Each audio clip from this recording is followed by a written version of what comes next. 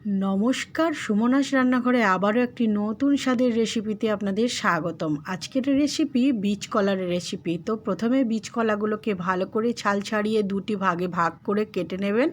কেটে নিয়ে গরম জল করে ওই বীজ কলাটাকে ভালো করে ভাপাতে দিয়ে দেবেন।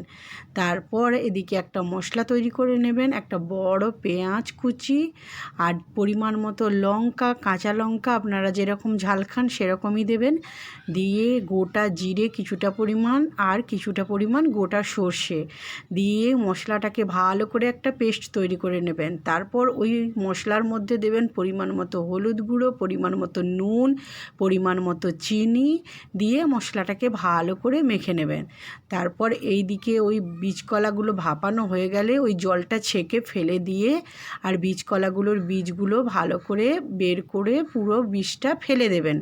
দিয়ে আর ওই যে মশলাটা মাখানো হয়েছিল ওই মশলাটা এবারে কি করবেন, ওই যে বীজ কলার ওপরে পুরো মশলাটা সুন্দর করে 1 চামচ করে দিয়ে পুরো মশলাটা বীজ কলার ওপরে এইভাবে পুরো মাখিয়ে নেবেন। মাখিয়ে নেওয়ার পরে কড়াইতে গ্যাসে বসিয়ে কড়াইটা গরম হলে তাতে পরিমাণ মতো তেল দেবেন।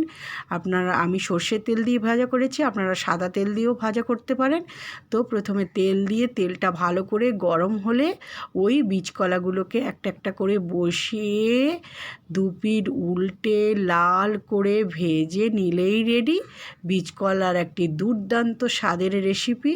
তো একবার এই রকম বীজকলার আমার চ্যানেলে অনেক রকম রেসিপি আছে, তো আপনারা একবার এই রকম মশলা দিয়ে বীজকলার রেসিপি বানিয়ে খেয়ে দেখবেন। যদি ভালো লেগে থাকে তাহলে লাইক সাবস্ক্রাইব করে পাশে থাকতে ভুলবেন না কিন্তু। একবার এইভাবে মশলা দিয়ে বীজকলার রেসিপি বানিয়ে খেলে বারবার এই রেসিপিটা খেতে ইচ্ছে করবে।